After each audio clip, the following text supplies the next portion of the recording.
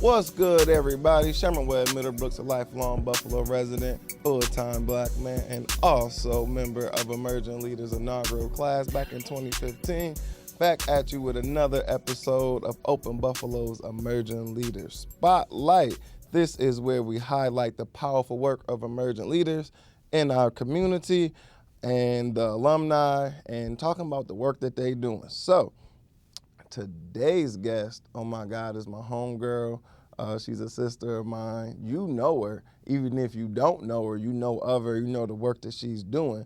We are excited to feature the wonderful, illustrious Shantelle Massey, who has been deeply involved in the community and community empowerment, social justice work, and youth engagement, and also is the founder of That Brown Bag Black Business Directory. So, Queen Sister, talk to the people. Tell us a little bit about who you are. If there's anything that I missed on the intro, let the people know who you are and also where they can find you on social media. Man, I need you to follow me around and introduce me everywhere I go, right? So just, you part of the entourage now. You cover all the points. I did go ahead and create the Western New York's, what I like to refer to as the premier There we go. resource for all things black owned. There we go. That Brown Bag Minority Business Directory. But it has also led me into my current position, which is the Director of Programming and Community Engagement for Intersect Buffalo. And all those good, wonderful things, entrepreneurship, small business, and minority-owned business. Like black business is my business. That's the best way to describe what I do and who I am. Okay, black business is her business. I love the way you put that. So I mean, you kind of like got to like my first question as far as like what you've been doing since graduating or being part of the Emerging Leaders Program. But like, what would you say has been some of the impact you've seen so far in the work you've been able to do since your involvement in the program? I say this all the time. I know I sound like a walking Open Buffalo Emerging Leaders infomercial when They I tell say me this, that too. but the Emerging Leaders is the reason why we have that brown bag today. I know that had I not gone through this program, I wouldn't have been equipped with the tools, the skills, or the network to take on such an endeavor that says I'm going to list all the black-owned businesses in Buffalo and Right. then to continue to expand it. So, I mean, That's an ambitious task. it's fun. And when did you start this again so the people know how long you've been doing this? 2018. So I am EL class of 2017, the best class to ever do it. Don't let nobody tell you nothing different. And so in 2018, you guys got that brown bag. See how that works? I mean, that's kind of how it worked for me. I want to say 2015 into 2016, I did my Emerging Leaders, and then right after that, that's when I started the Win Initiative. So it was, that's kind of seems to be the pattern This with Emerging program Leaders. pumps out change makers. Yes. Like, that's what it does. That first year after is like what they say when you get elected. That first 100 days, that first 100 days after being an emerging leader, It's real important for you. Try to tell you a lot of things get done. A lot of things get done. Okay, cool. So how are you able to like merge the need for social like entrepreneurship, because that's what I like to look at it as, like it's social entrepreneurship with social justice, because like one other thing that like folks may not know that you're a part of and something that like I don't think you get enough credit for is like you do that I Love You Black Man event. And I think that that's just explicitly do an event that's only around saying I love you, that's only explicitly around just showing love to us, is something that like I've never seen or done before. It's something that like as somebody who attends every year that I think I might have only missed one. Yeah, that's it. Yeah, I think I only missed one. It's a tremendous experience. You usually do it like when the weather is nice. And it's a great opportunity for me to see some brothers in the community who I haven't seen in a minute, and to really meet some of my sisters in community who I'm doing a lot of work with. And so like I think it helps to heal and build relationships between men and women in the community and puts us in a space that's just about showing love. So I really appreciate you for the work that you're doing to Thank you. heal the relationship between black men and black women. And that's when we talk about the blend of business, social impact, social entrepreneurship, that's where they meet. That's where they intersect. Shout out Intersect Buffalo. That's where they intersect. So in my mind, I am, of course, first and foremost, Black-owned business, entrepreneurship, small business ownership first. However, having the understanding that as a solopreneur, most of the time when we're entering into business, that mind, body, spirit need to be in order for your business to be in order. Right. Because you, as being the face of the business, the brand of the business, the first employee of the business, so on and so forth, if you're not right in your personal life, it's going to translate over into your business. And that's where we get the they not there on time, they closing early, Yeah. you know, this, that, and the third. Yeah. And it's because there's something that's being reflected in the business that's actually happening in the entrepreneur's personal. So starting in that frame of let's go ahead and heal the community, because healing the community will then heal all of our entrepreneurs, all of our business owners. Okay. And then also having the framework that I, as a woman, I got sister circles, kumbaya moments. Let's go dip in the lakes, the waters of Lake Minnetonka together. and then I love a Black man. I gave birth to a Black man who then went and found a Black woman who gave birth to a Black man for me in the form of my grandson. And so seeing on a day-to-day basis my Black man coming in the house trying to shake off the battles of the day. My Black son coming in the house battling imposter syndrome, battling, you know, the daily struggles of just waking up Black, and then looking at my grandson going, when does he go from being, oh, he's so cute, to now he's a threat? Yep. When does that light switch go off, right? Usually about 11, 12 years old. Yep. And then unfortunately, starting to have those conversations with people going, well, is there a safe space for Black men? And so one day, my life partner, who's actually class of 2018. Yeah, shout out to my dog. Yeah, so shout out to Jay Hawkins Sr. Wow. He came in the house one day, and I was in the kitchen, and he startled me because I had my back to the rest of the house. I was washing dishes, and I wash dishes. When I'm in my kitchen, it's R&B, old school. Okay. Like that's how we get down. You're in your zone. And after he startled me, he said, you know what? That's not fair. You can say out loud, you scared me. I'm scared. I'm not afforded that same luxury. And that's what got the ball rolling in my mind for I love you, Black man. Yeah, because that's not fair. It's not. It's an emotion that we all feel, and how come I can express it, but you can't as a man, because now that diminishes your manhood. Yeah. So I started to think about what are the safe spaces for Black men? What don't y'all hear that you should hear more often? And the safe spaces for Black men are either going to be a barbershop or your homeboy's basement. And guess what? Those aren't necessarily safe. They're just sacred. Ooh. Because those have been the only places you've been able to turn to as a Black man. The barbershop, your barber has inherently been your therapist since your first edge up. Your homeboy's basement. Rest in peace to my barber, Pharaoh Grand. Too. Yes, Good yes, brother. rest in peace, Pharaoh. And, you know, your homeboy's basement. But if your homeboy is dealing with the same strife with absolutely no coping skills that you are, is that necessarily safe for you? Right. Sometimes it could be the blind leading the blind. I love that. Yes. So what was that phrase you dropped on us again? It's not necessarily safe. It's sacred. And now what I aim to create, because I'm a woman in the room, so, you know, me being in the room isn't necessarily safe either. I have estrogen and in a room with full of testosterone. Yeah. My goal is to create a secure space for Black men to be vulnerable, even if it's for a couple of hours. And that's really important too, and I'm glad that you and my good brother Jay were able to have that conversation, and that conversation manifested into like an annual event, because I think I'm probably like more in touch with my emotions, and I'm okay with like being vulnerable. But you're an anomaly. Yeah, compared to most men. However, I still don't think I would be super comfortable vocalizing I'm scared to my woman. Mm-hmm. And I think I might be more emotionally vulnerable than most dudes. But even that's a barrier for me. So for him to feel safe enough with you to be able to have that conversation, and then it grows into something that benefits all of us, I just think yeah, that's just super dope. So shout out to y'all. Definitely a power couple. So outside of that, even though I think you kind of like set us up for this question too, what motivates you to be a leader in Buffalo? So like being in all these different spaces, what motivates you?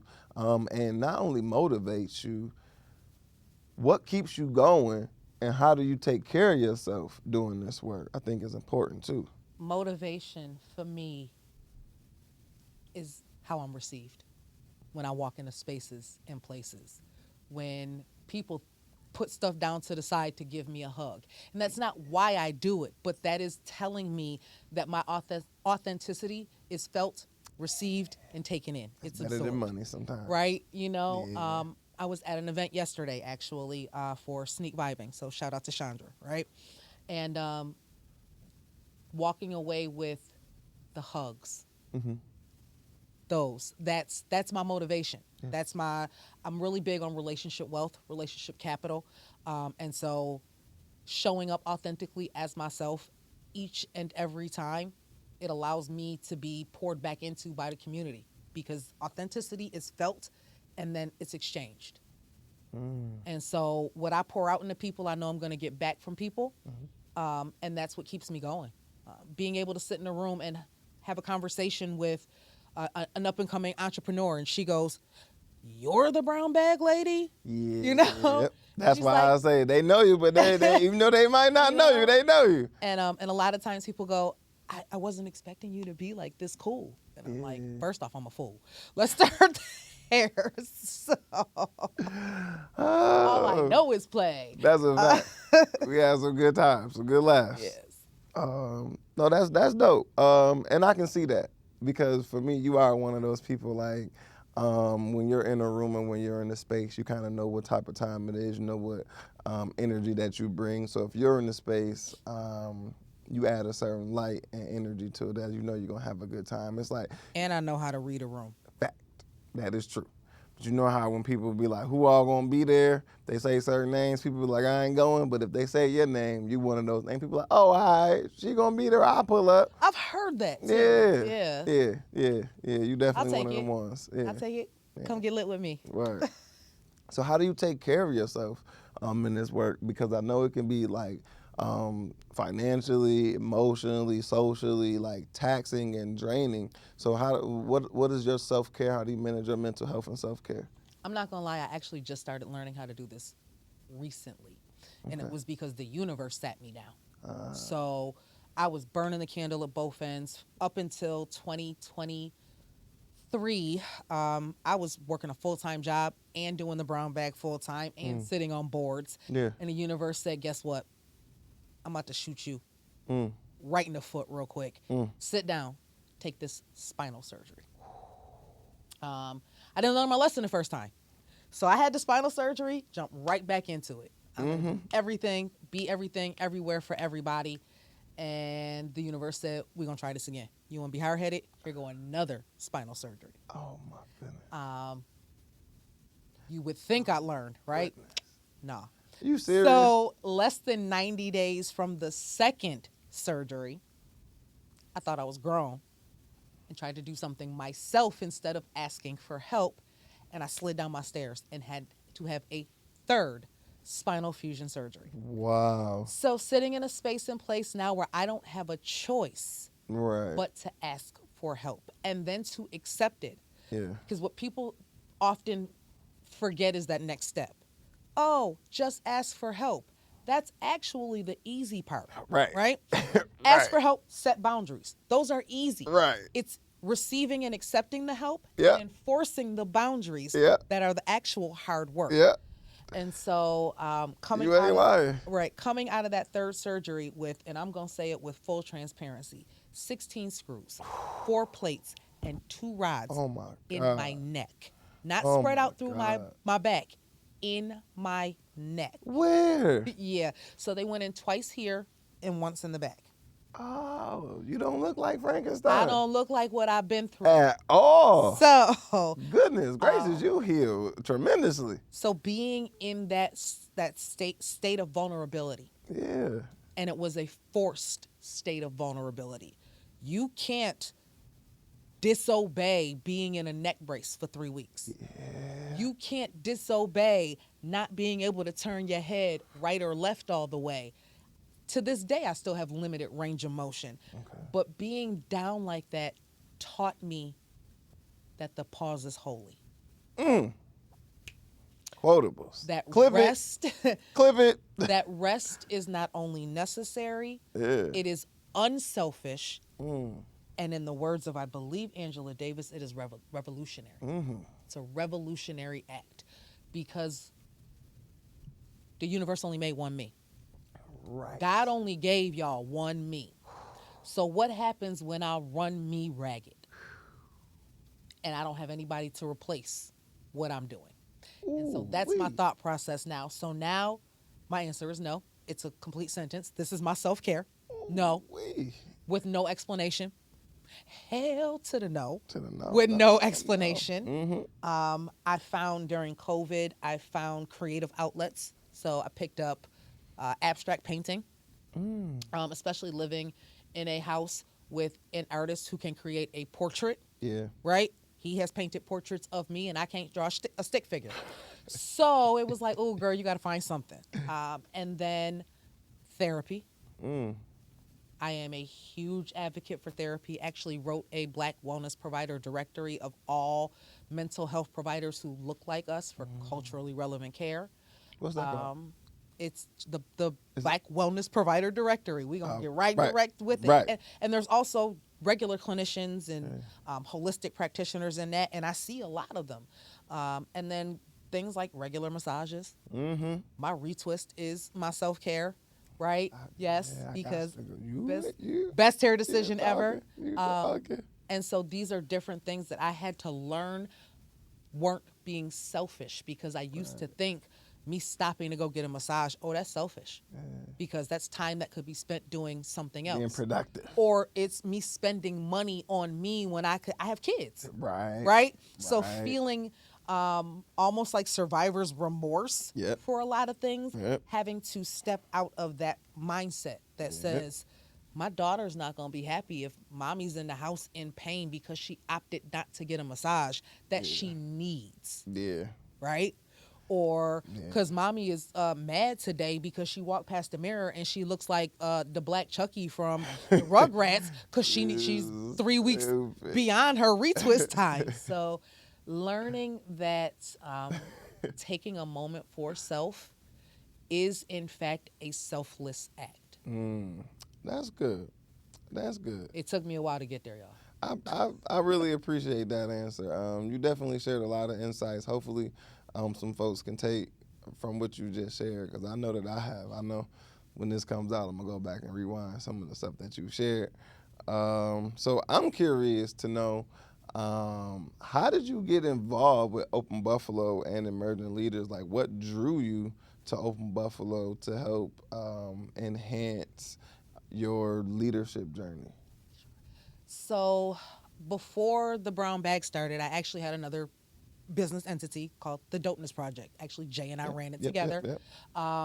Really putting on events and spaces to help the underground hip-hop artists here in Buffalo. A lot of Friday night ciphers. Yes, a lot of Friday night ciphers, giving them a space and a place to work on performance skills, interview skills, things of that nature. And we ended up becoming partners with Partnership for the Public Good. Okay, cool. And we went on their radio show and all that good stuff. And Howard Patton said to me, I got this program. You're going to apply for it. Here's the link. I'm not going to lie, y'all, I did not get in the first time I applied. But it was timing. Okay. I reapplied the next year. My position at work had put me in a space where I would be able to do opening weekend and all of that good stuff. Because it is a time requirement. It's a commitment. Significant time, yeah. That's what it is, a time commitment. It's a valuable commitment. Investment. Though. It's an investment in self. Investment in yourself. And so go through the program, what I call life-changing events, going through the program, making connections within my cohort, and trying to figure out what to do after graduation. and we had gone through a couple of leaders in the position over the Open Buffalo Emerging Leaders Program, and trying to find where I could interject myself to be of service. And then Leslie was brought on. Shout out Leslie, right? Leslie was brought on, and she took it upon herself to say, let's make the Emerging Leaders Program everything that anyone that has already gone through the program would have wanted it to be when they went through it. And so she developed an advisory board. She came and talked to a handful of the alumni and said, I can't do this by myself. Y'all went through the program. Help me make it better. And so I've been on the advisory board since Leslie came on to Open Buffalo. And it's my way of continuing to pour back into the same program that made me confident enough to step into my role as a servant leader. That's dope. That's dope. I think all of us who like really poured into the program, because it's something that like you really get what you put into this program. Exactly. So everybody who really put a lot into the program has gotten a lot out of it, and you can see it in like their willingness and desire to give back to it and to one another. Exactly. Like my cohort in and of itself, we're all still in a group chat. Yeah. One of Orlando randomly the other day just picked up the phone. Hey sis, I'm just checking on you. Word. You know what I mean? Like, I ain't talked to my boy Orlando. My cohort has a 2-time Grammy Award winning poet in it. Shout out Jillian, right? And she and I are still friends. That's my homegirl. Word.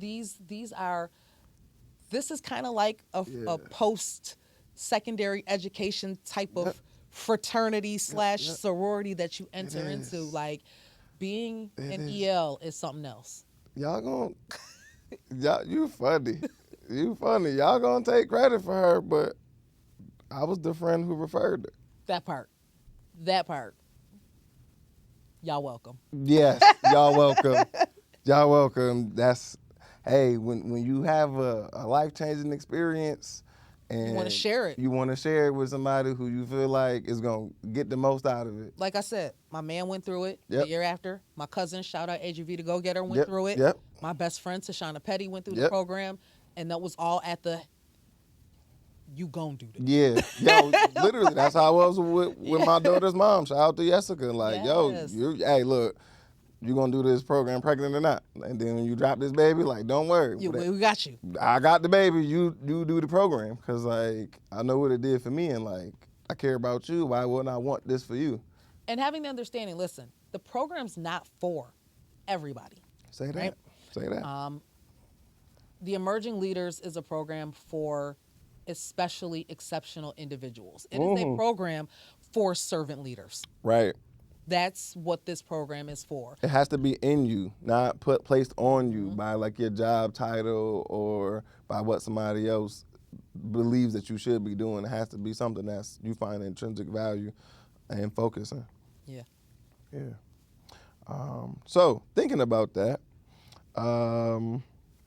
because Open Buffalo focuses on leadership development, civic engagement, economic and climate justice, arts and culture, many things that like you work directly in and around. All Yes. How do you think your experience in the program influenced your leadership journey and your ability to create change? Like, were there some specific skills that you gained, relationships, or networks you kind of talked about, or any moment that you feel like shifted your perspective? I can give you a moment, like right off the top. It was the bus tour around the city of Buffalo, right? Yeah, I love the bus tour. And was all your hosts on the bus tour? No. It was Sam, I want to say, was our... Radford? Yes. Oh, okay. Sam. All right, it was the OG. Shout out to the OG. And I do this work because of him too. It was seeing Buffalo in a different light. Yes. You know, yes, we can live in Buffalo our whole lives and never see all of Buffalo. And so it was like having the conversation, standing in front of the Wonder Bread Factory, the history in the Wonder Bread Factory, and knowing that the rail that travels by the Wonder Bread Factory goes from one end of the city all the way out into South Buffalo, and getting some insight on the 33 Yeah. and why it was dug, how it was dug, and things of that nature. And those moments like that where I was learning more about the city that I was born in Right. gave me a whole new appreciation for wanting to make the city better than when I found it. So that's definitely like one of those defining moments that says I want to do more for my city and the area around it. And then just organizing skills and power mapping. Like, Yeah. I remember the power mapping workshop that we went through, and I'm like, I didn't know that this person was connected Yo, to I this swear to person, God, and yours this is that person Buff was State? connected to this person. Yo. And so being Yeah. able to see who the usual suspects were, Yo. and who like the outliers were, Yo. and I'm like, oh, that's my homie. Now I know who to talk to. It helped me in mapping my relationships. Yep. It was such a foreign concept that was like, they say common sense ain't common. It's not common. Or like it's a game being played, and some people know what's going on and people don't know. But the people who know what's going on are like, You know. are benefiting from the people who off the backs of people not knowing. And it was like they did that power mapping activity, and I was like, oh my. This is how it worked. And it's right there in front of you. It was so simple. It wasn't rocket science. I just didn't know what to look for. A lot of didn't know times- how to connect the dots. The workshops you don't know what you don't know until you find out that you don't know. Right. And so a lot of those workshops were eye-opening moments that says, I knew a little bit, Right. but I didn't know how little I knew. Right. So Right. Oh my God. Yeah. Oh my God. So, is there anything, as we begin to sort of wrap up, is there anything that you would say for somebody who maybe is on the fence? I know there are a lot of people who want to get involved with the program and make positive change. What advice would you offer anybody who wants to deepen their community change work and or apply to the program? a couple of things. The first things I would say would do it. Yeah. If you have a heart for it. Not only is this hard work, it's also heart work, in the words of my cousin Adri V. Okay?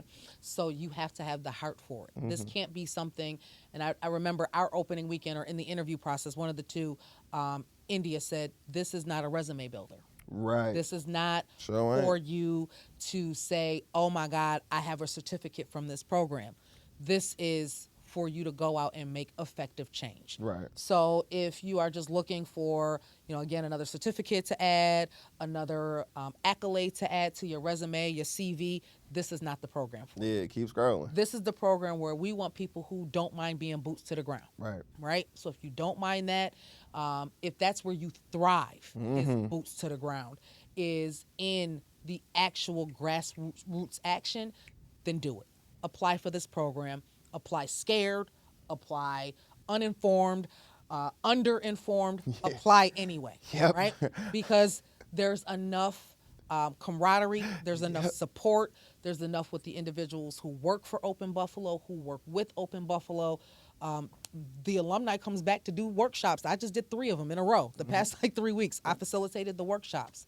So I've done a few, and I did the last 3 bus tours. yeah, so that is definitely what I would say is this is one of those programs where if you have a nagging tug on your soul and on your spirit that something you've identified, something is wrong, and you've also identified something in you that has a desire to fix it, That's right. talk to Leslie. That's a story itself. You'll learn more about the story itself if and when you apply and get accepted to the program.